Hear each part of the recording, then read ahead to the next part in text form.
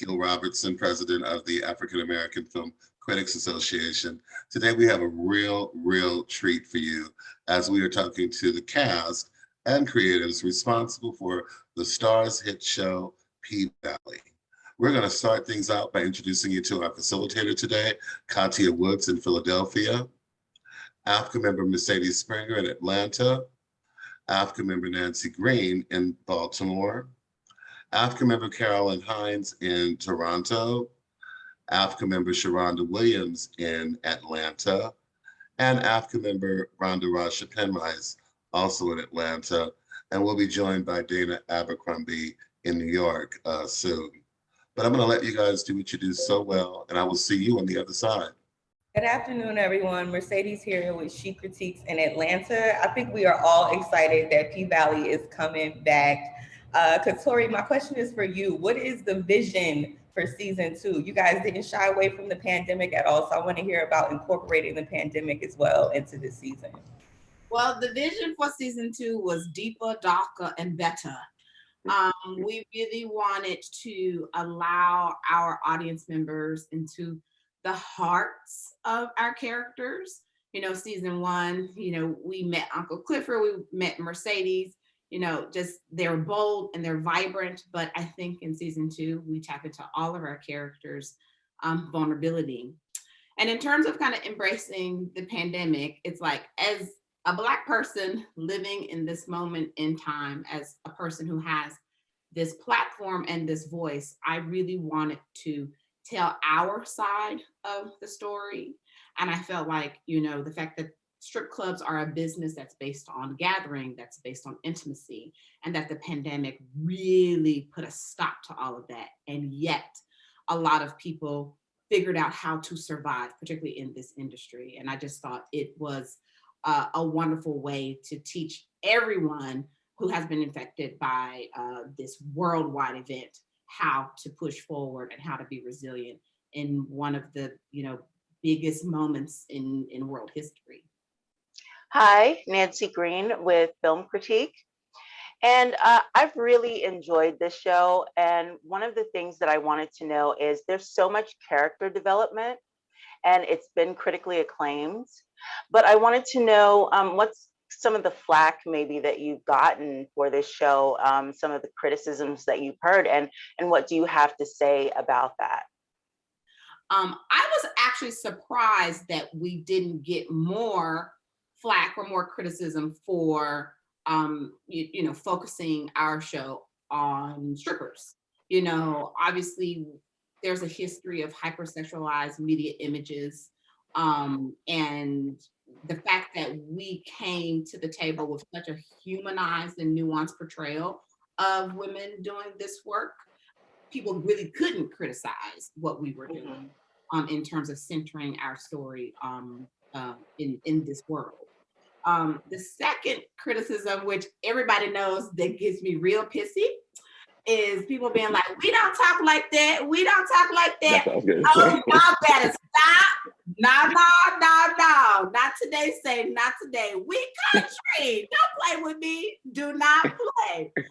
You know, people be like, oh my God, they talking like slaves. And I think it has a lot to do with the fact that there's a lot of shame in regards to the African-American vernacular, especially those of us down south with our, I'm finna go to the stove. But I think it's just beautiful that we've been able to capture the musicality of our language with no shame, very unapologetic. So that's the one thing that gets me a little pissy. Everybody know that. Yeah. I'll piggyback off of Katori's. I'm from Memphis, Tennessee, where Katori is from as well. And so that was my biggest thing when people say, we don't talk like that. And I'm like, who? Because that's what my mama, my grandmama, and everybody in the family talks like, and including myself when I go back home and just drop my English teacher, you know what I mean? So that one honestly does upset me a little bit. But other things, I'm just like, you got to watch the show, because I think a lot of perceptions were made before they even gave the show a chance. And then once they watched the show, I've had so many people come back and be like, ooh, I'm so glad I watched it. It's not what I thought. Yeah. And to piggyback off the piggyback. I will say, I agree with Brandy. A lot of the flack that we got, like a great bulk of it, was from when people saw the trailer and just heard that there was a show being made that revolved around like strippers and the strip club world. We got a lot of, we don't need another show about strippers. We don't want to see, we don't need whores being highlighted. And I always say that there's no, your profession doesn't determine whether or not you're a good human being. Yeah, and there was no flack once the show aired. Not as oh, we don't need that. Everybody's been like, oh my God, I love the show. I love this, I love that. And it's not really about stripping. When we get compliments on the show, it's about the athleticism and like the stories. No, I'll just say, you know, that I think there was, it's that kind of preconception to the world that we're showing. People think they know what it's like, think they don't want to know anything about it, think it's something they don't need to see, when really it's just storytelling, and that's what we're doing. So I'm so glad for the people who didn't think they were going to watch it, who watched it, and who have come out of it with a different kind of perception and idea and understanding of the girls in the club and what this different world to what they usually live in looks like. Yeah, I mean, and I totally echo everything that everyone just said. That's why I haven't said anything, because my family said it. You know, that's the real deal. But I will also say that I think that people had a perception in their minds of not only what the strip club would be, and a lot of people had that perception not having been to a true strip club. You know, so many people were like, "Oh, that's what it's like." And I was like, wait, you've been judging the strip club, but you've never been. That doesn't make sense to me. It's like, you know, saying you don't like Brussels sprouts, but you never had Brussels sprouts. You know, try your vegetables. So come on in and see what the people are really like. I think also in playing Uncle Clifford, there's a lot of preconceived notions, and people were able to receive her as this complicated character, and we all are complicated. Every single one of us, you know, so having the moniker of Uncle Clifford, but going by pronouns of she and her, and getting people to understand that and grapple with that in their minds has been a journey, but that's a part of life. You know, it's a way to be able to get into the characters more and see their hearts and experience a level of humanity. So I think that cancels out people's negativity and narrow-mindedness. Yeah, I agree. You know, it turns into one of those things where if you're going to look at the comments or read the reviews, you have to take the good with the bad. And so there's always going to be someone that has a different perspective. And with me playing Little Murder on this show, you know, obviously I received a crazy amount of just negative feedback coming from, you know, just being a heterosexual man playing a character that's still trying to find his identity. So kind of weaving through that, learning how to deal with it. And at the same time, just like Nico said, understanding that it's kind of a narrow mind, kind of just, you know, ignorance to a certain extent, and not saying that in a negative way, but we all can be ignorant towards something and not quite know about it. And so you have to be open to the storytelling. And for those who do come with a perspective that may feel, you know, harsh or negative, you kind of have to open your arms or close your arms and press that block button and erase a comment every now and then if you have to. So it's all part of the game, and it's always going to be like that. I think no matter what show you're on, but PValley, of course, we receive them coming from all angles. Right. And Parker? I was gonna say I didn't have any flack. I mean, all my DMs were quite positive, to be honest. So like, I didn't really have anything. I don't know. And like on Twitter, I didn't see anything bad per se. I think on the accent part, I'm from Indiana, so I mean, if anything, people wanted my accent to be deeper, and so that's really all it was. You know, came back second season, nothing's better. Nice. Thank you so much. And I'm really glad to see that, because it's a very rich show, and I enjoy it. There's a lot of artistic work, and the visuals in terms of the coloring, the lighting, all of that is so great. So, and performances. Thank you. Thank you. We work really hard at that. I mean, Katori on down to all of our production designers, set designers, lighting, costume, hair, makeup. Like, it's a lot that goes into this show, and I hope that everyone receives the artistry as well as the heart, you know? I think a lot of times we, as in the African American community, are accustomed to giving people outside of our community accolades and holding their work up to another standard, but to see something that is coming from us, that sounds like us, that looks like us, and that tastes like us, in the language, in the food that's on the screen, and the things that we're talking about. It's a level of comfort. It's a level of comfort, and especially in this time, you know, sometimes you don't know. It's like, that made me feel hugged. Like when you see grandmother making some neck bones, you know, some cornbread, you know, it's like, oh, I want some, you know. Definitely. Thank you. Thank you. Hi, everyone. Kathy Woods, Cup of Social in the Philadelphia Tribune. My question is specifically for Nico. Your character is so important, especially in the climate that we are in right now, with these crazy laws and parents possibly being arrested, and the list goes on and on. For kids to be able to see a character like Uncle Clifford, and even just you as a person, the way you live your life, unapologetically proud and being 100% authentic. What are you hoping for young people that are like really struggling right now, trying to find their way, or just trying to maintain some type of sanity while the world is trying to legislate them literally into oblivion? I hope that the children, well, my hope for the children would be to open their mouths and to speak. It has always been said, out of the mouths of babes. So I think that as children speak to their parents and speak to their cousins, hopefully it'll arrest their hearts in a way. You know, I don't have any political goals in creating this character outside of just reflecting truth.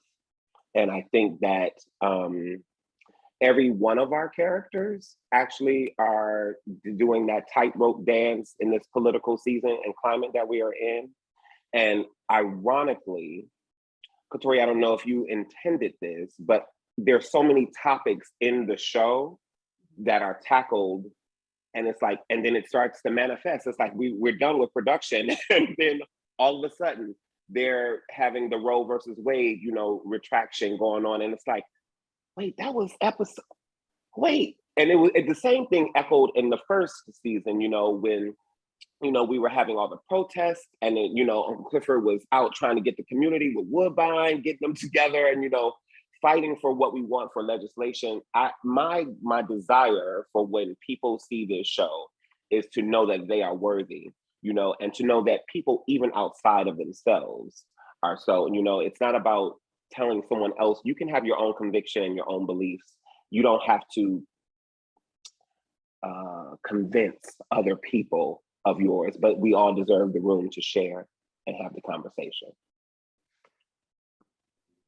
Thank you. And I think you're brilliant. Oh, thank you. Appreciate that. Sharona Williams Waits. Hey, family, I miss y'all. Don't make Hey. us love again, okay? Don't do that to us again. But look, one of the things that I love about this season, and Katori, you talked about this, is that we get to delve even deeper into our characters. It almost feels like they were trying to run away from their past, but in this season, they're really trying to reconcile with their identity.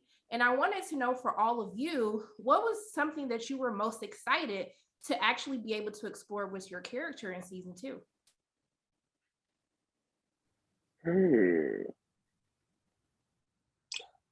Most excited.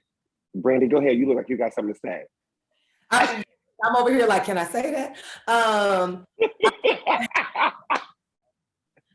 You know what? There's a lot of questions that get answered for why Mercedes is who she is, where it comes from. And so I'm very excited for the audience to learn this beautiful and heartbreaking at time story of Mercedes. It literally is giving me chills now just to think about episode 7, which is my favorite. And just so many things that you will learn about every character. You know, episode 5, just wait, just remember this moment, but just the beautiful storylines that are coming through in these stories of each character, that backstory. I'm just really excited because I would ask Katori all the time, like, now where did Mercedes, now what time did she get pregnant? How old was she? You know, all the things, and so many things that you as an audience are wanting to know too. Katori tackles very well, and I think it's beautifully done. I was excited to get into the history of the Pynk. You know, there's so many things that I was aware of from workshopping and just history and just character building things that you do as an actor, because all of us, we build our own backstory. But then you go and you ask Katori a question, and then she pulls out this big old book and she has a whole novel on each of the characters. They're like 55-page dockets on Duffy and 85 pages on Lil Murder. And because she's like, no, you wouldn't do that. It's like, I know, I think I would do that. No, you wouldn't do that because this. And it's like, oh, snap.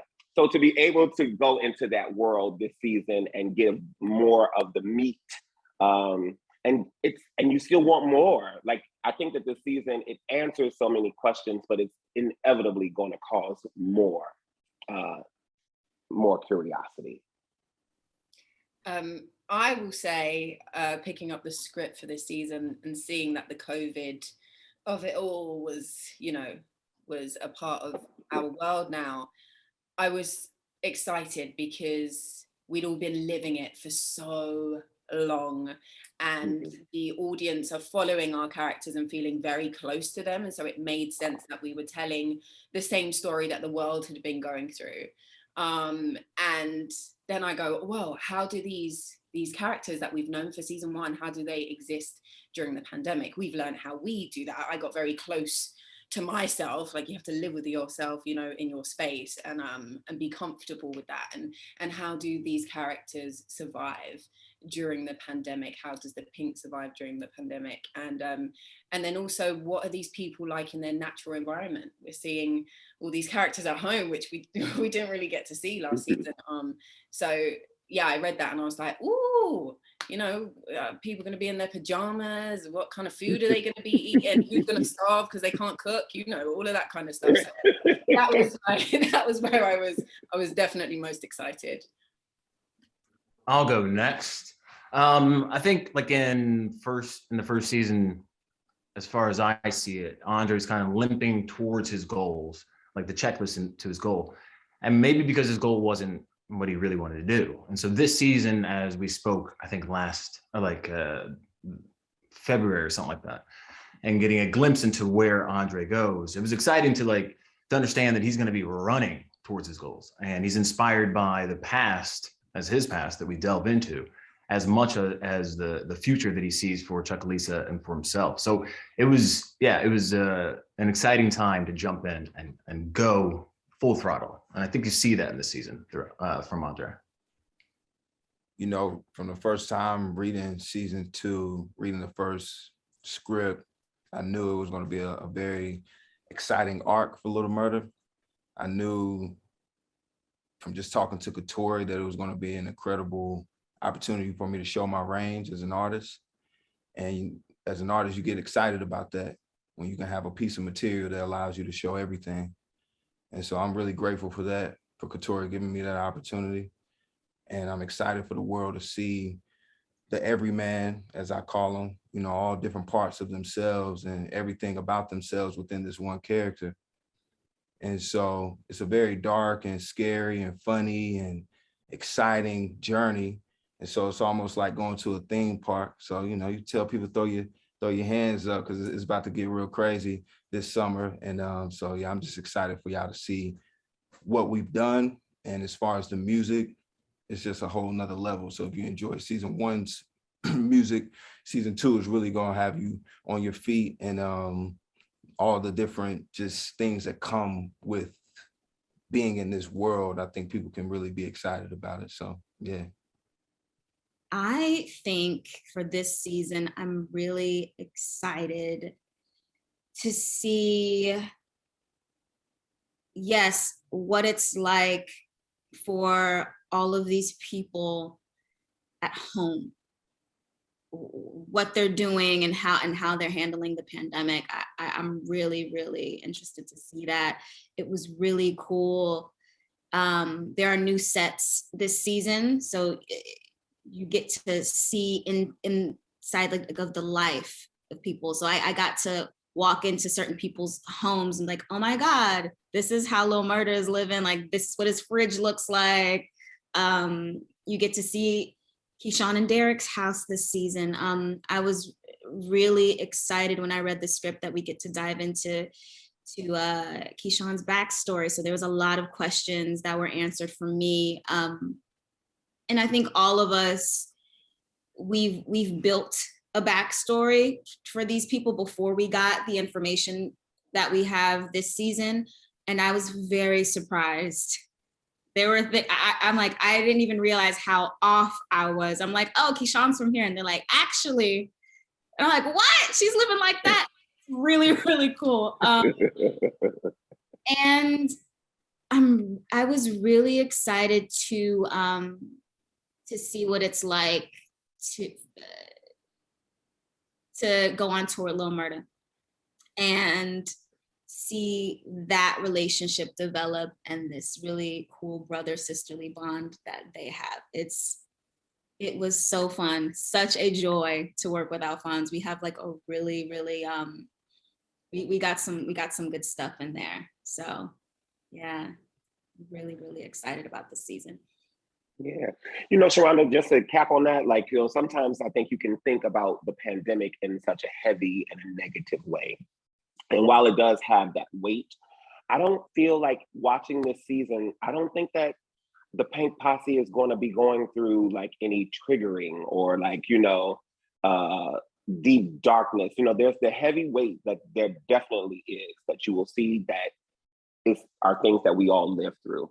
But I also hope and I believe that people will be inspired by the resilience that they see that Autumn has gone through and that Uncle Clifford is going through and Mercedes and Lil Murda and Keyshawn, all of the characters, there's a fight in all of us. And I think sometimes when you think, oh, they're going to talk about the pandemic, that, oh, it's going to be depressing. I don't want to see that. I just got through it. But sometimes, you know how you don't, the same way you don't realize your brilliance until you look back and they say hindsight is 2020. I think that this season too is putting it right in front of your face so that you can say, hey, we did do that. We dope. But there are some episodes that are triggering. Like, well, yeah, I mean, I have to trigger warning cards in front of some episodes. So like, and I say that to say, I think as artists, we are here to reflect the truth of what we're all going through. And these past 2 years specifically, particularly for Black folks, there's been a lot of trauma that we have as a community gone through. And for me and the writers, we wanted to just hold up that mirror and be like, we see you, we hear you, and let's all heal together. But it's gonna be like Alphonse said, like throw your hands up, it's gonna be a roller coaster ride. Hi everyone, Carolyn Hines here for Stories Are Happening, Carolyn Talks podcast. Thank you so much for taking the time to speak with us today. I've been really enjoying the episodes, and so Katori, and this is a question for everyone, but I want to start with Katori. There's a theme that I wasn't expecting, and that's the theme of root magic. And that's something we don't get to see mentioned in Black history and Black identity. And I was very surprised, especially to see it coming through Diamond, a man. So talk a bit about the including root magic and how all of that actually ties into all of the stories, because the way it kind of plays out to me is that it kind of brings up the darkness in all of the characters and the darkness that they're surrounded by, and how that kind of intertwines in all of the characters and the interactions they have with each other and the characters that are being inserted into the stories. Because while there's all the writing, you know, it's all a roller coaster, but there's some darkness that's like just like seeping into everything, and they have to learn how to balance the good with the bad and the light with the dark. So I want all of you to talk about that, but Katori, just start talking about that, because I was like, yes, get into it. Yes, I'm glad that you love it. So our dear Diamond is our resident hoodoo man. We will learn about his skill set in episode 2, the second episode of the season. And the reason why I ended up weaving hoodoo into the world of Chuckalissa is just because it is there. I grew up in Memphis. I grew up with, a grandmama that would make me put black-eyed peas in a piece of foil and put it in my purse so that I can draw money to me for the year. I grew up salting corners. I grew up spitting on brooms.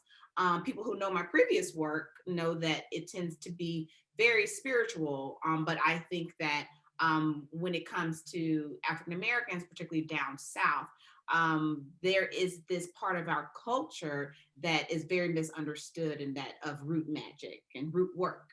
Even my first play that I wrote was called Hoodoo Love. So that's always been a subject matter that I've been super interested in. And I love the fact that we got this opportunity to weave it throughout the season. And it will continue just because we're so rooted in our fictionalized version of Mississippi. So other people can speak to that as well.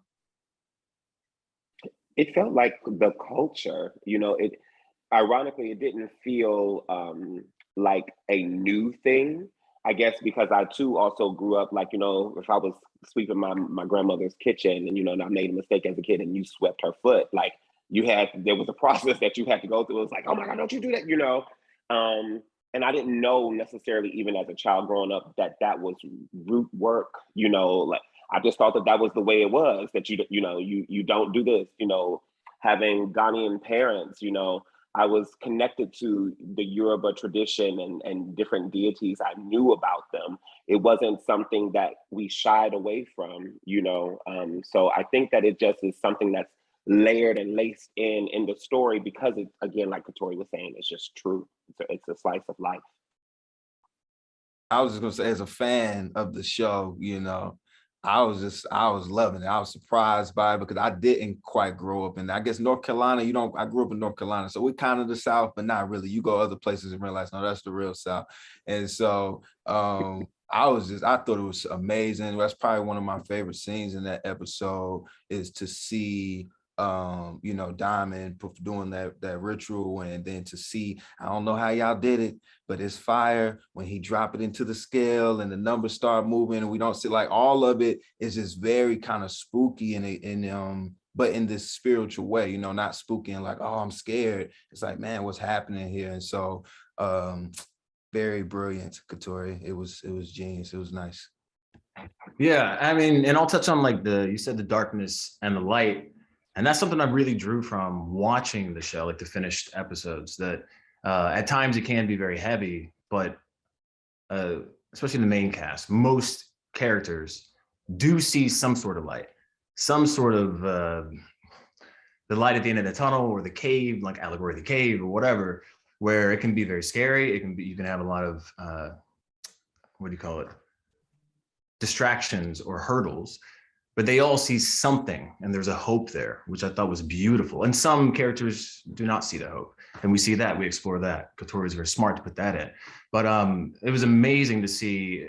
I guess we call it resilience, but I see it like they have a dream, a goal. They know there's a better way, and to see them, everybody try to wiggle their way through and get there is beautiful. Yeah, there definitely is a cost for all of these characters, as Katori says, to stand in the sun, and I'm excited for y'all to see, even production wise, to see when these characters are literally standing in light, and standing in the sun, and what they went through to get to that point. It's also really cool to see a man doing witchcraft, and you never really see it. Diamond's a warlock a bit, it's really cool. I got a chance to walk through his living space, and I always say I'm a bit witchy. I'm a good witch, of course. But I be like, I'll put the root on your ass. Not really, I don't have a spell or anything like that, but coming from New England, like it's just, that's kind of part of our culture. It gets really fun around Halloween. And we, of course, there's like Salem witch trials that happened in Massachusetts and all of that really cool stuff. I'm really into stuff like that. One of my favorite plays is Hoodoo Love. So to walk through that space, and Diamond has a shrine, which is really, really cool. And he has this case with these things in it. I saw like, I think a rattlesnake tail and some dragon blood. And I'm like, well, this is so cool. I want one of these things in my house. I don't even know how to use it, but I want it. And it's just, that scene in episode 2 is just so cool. I haven't seen anything like it. And it marries so well with just everything else that's happening in this world. It just goes so beautifully with the culture, you know. We're in the South, so it's perfect. Yeah, one of my favorite scenes by far, for sure. Very cool.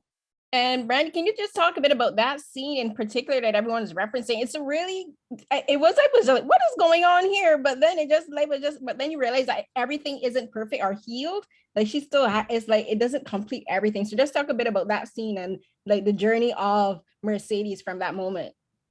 Ooh, let me tell you that was honestly when I read it, Katori, I don't think I told you, but that might've been the one that scared me the most, the scene that I had to do the most, because I was just like, oh my gosh, I don't know anything about it. So having to do the research to make it look authentic, to want to give it service to what Katori has written as well. I was nervous, and I'm a PK. So a part of me at first was like, ooh, what am I doing, God? And I was like, if you don't do your research, girl. And so I learned through this process as well. It was beautiful. It's still, like Alphonse says, it takes me back. I've watched it 3 times now, and I'm just like, wow, like the feeling felt real in that cabin that evening as well. And being that I'm injured or was injured as well then too, like it was just like, I just kind of tried to drop into the feeling of this, like in wanting and needing that healing, which is sometimes deeper than just the physical. So I think that was really beautiful to portray on screen. It was very difficult and it scared me, but you know, be afraid and do it anyway. So I'm very glad that I was able to have that moment. And like Alphonse says, you know, as an actor, to be able to play with those colors and do something different, because I have not seen that either. I was trying to Google stuff. I'm like, girl, it ain't nothing on TV or on YouTube that's gonna help you with this. You're just gonna have to tap into what Mercedes would be in this moment. Thank you so much. And the only time I've ever seen Brute Magic on screen is a short film by Brie Newsome, and it was called Wake, and it was just like, aha. So second time around. And I'm from the Caribbean. We don't do the whole brushing your feet thing, Nicole. We don't play. You know, we don't see exactly. Thank you so much for your answers, everyone. Thank you so much for doing this. I love this show so very much. My question is for Katori and for Shannon. One of the biggest oh my God moments was discovering that Derek is a white man. I know. And I'm like, is it wrong that the whole time I thought he was of a different color? And it was like, woo. Anyway, point of the question is, as a writer, can you talk about that added layer to the story? And for Shannon, what was it like playing that scene, especially that scene with Diamond and when he starts calling him that gutter N-word, and I was like, oh my God, and it was so great. Oh my God. It's interesting. So, you know, PValley is based on a play, Pussy Valley. And in the play version, abusive baby daddy was not white. He actually was mixed. And that choice was because, you know, Miss Mississippi Keyshawn is a little color struck. In regards to wanting to, have light-skinned babies. And I don't even know if it's a conscious thing that she was going through. It's probably subconscious, like it is for quite a few of us, unfortunately, within the Black community. But, you know, there was this need to want to achieve this Eurocentric beauty ideal through her children. And so that's why in the play version, you know, it was what it was. And then I was like, oh, we got a TV show now. We might as well push it all the way there. And, you know, he became white. But it definitely felt like, you know, us trying to explore the relationships between, you know, Black and white folks, especially, you know, this power dynamic of him being who he was and her being a dancer and her having to take care of her entire family through dancing, and how emasculating that might be for any man before a white man who chose to be with this Black woman and was basically, you know, shunned by his entire family. We really just wanted to be within the world of Mississippi and to, you know, really get deep down into that conflict between Black and white folks. My sister, you know, married a white man, so I've always had a kind of front seat to the difficulties, especially down south, when you know, people don't understand, you know, why you love who you love, which, you know, extends to our exploration of, you know, the queer relationships in our story. So like I said, it was really about, you know, pushing it all the way there and trying to get the best bang for our buck in terms of conflict. Yeah, it was very shocking. I was shocked when I read the script. I'm like, oh, okay. Because you just didn't, you have an idea of what you think this her partner is and what he looks like. And when you see Derek for the first time, it's jarring. What I wasn't prepared for was that people actually found it funny, that there was humor there. I find it very interesting actually, that people have more compassion for Black men when they're getting beaten and brutalized by white men. They have more compassion for Black men getting beaten by white men than they do Black women. They feel that Black women should be able to handle it. And those were the comments that I was getting from people who were criticizing Keyshawn. Oh, you can't handle that Backstreet Boy? You let that Disney Channel character beat you? You know, and to think that a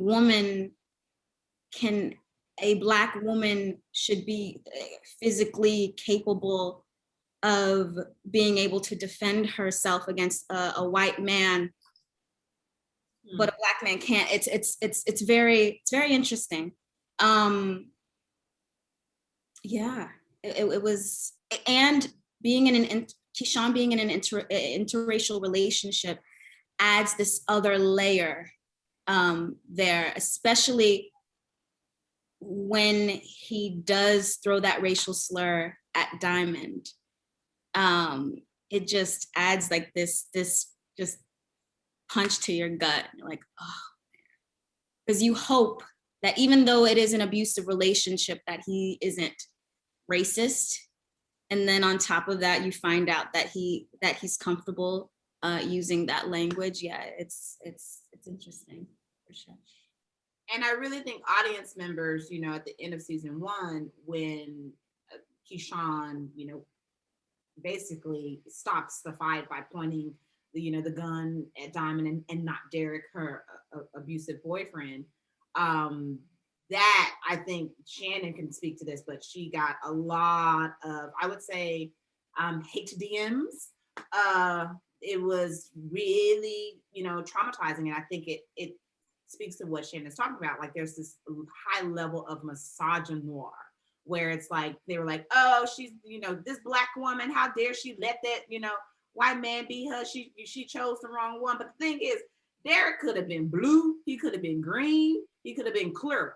Like, she was going to, you know, point the gun at Diamond because she's in an abusive relationship and she instinctively did, you know, made a mistake, but she did what most women in that position would do, which is protect their abuser. Yeah, and I even got a comment yesterday. Someone who loves the show, they're like, "Oh my gosh, I can't believe that you're in this abusive relationship with this white man." And he was like, "At least he could have at least have been Black if he was gonna beat you." And I'm like, "Wait a minute." How does that even? Yeah, exactly. No matter what color he is, no one deserves.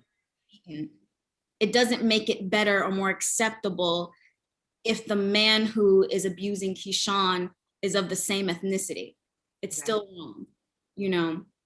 Hi, Katori, this question is for you. I want you to kind of expound on the intentionality of bringing depth and complexity to Black Southern characters and dealing with issues of colorism, of like police brutality, homosexuality through everyday Southern Black people, and that intentionality behind it, because we don't see it a lot.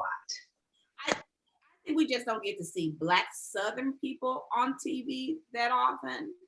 And so, you know, when the opportunity came to do PValley, you know, in a weird way, my mission statement was more focused on Black folks, period, not just, you know, those of us who are strippers, but just across the board. I wanted all of us to be represented within that strip club. And because that's real talk. Like when you go to Magic City or King of Diamonds, you're gonna see all of us. You're gonna see the mayor, you know, with the pimp, along with, you know, a girl who's, you know, twerking it to pay her bills for college, and then somebody who needs to pay their dentist bill. Like just across the board, whether it's, you know, different socioeconomic levels or, you know, different sexual identities, we're just all represented there, and we're all represented in the world. And so for me, I think Southern Black culture is so misunderstood. Oftentimes people make fun of it. You know, I kind of got my stripes as a writer, you know, being a playwright in New York. And I remember when I did my first plays that were so centered on the Black Southern experience, critics didn't understand it, and therefore they dismissed it. And lo and behold, I have this amazing opportunity to reflect what I know to be the experiences of millions of Black folks. And it's just so beautiful for us to, in an unapologetic way, be so Southern, be so country. And that's what I meant by, you know, the language of it all, to be able to, without thinking about a white gaze or even a Black gaze, to be in the rooms with these characters and see them just be and just breathing. That to me is the greatest tool when it comes to making sure that everyone in this world understands that we as a culture, as a people, should be respected, are worthy of a platform, are worthy of our stories to be told. I pray that PValley inspires so many other writers who are based down south to tell the stories of this place. There's so many stories that have not been told. I have a litany of things that I want to produce and get out into the world that are so based in the Southern Black experience, because it's so rich and it's very diverse. I think people sometimes only have one idea of what a Black Southern person is, and we know it to be, you know, it's the possibilities of portrayals are endless within this culture. So it's like my mission statement. Most, if not all, no, I take that back. Most of my work is centered in the Black Southern experience, and like I said, it's my mission statement to make sure that we're represented in such a nuanced way. We're super colorful, super vibrant culture, and I just want people to respect us because we the shit. So there you go. Well, kudos to you all. This second season is amazing, and I said it'll break the internet, so I'm waiting. Yeah. Go. Thank you. Well, thank you again. The second season is slamming, and we are looking forward to more seasons to come. On behalf of the world's largest group of Black film and TV critics, thank you for taking part in this edition of AAFCA Roundtable.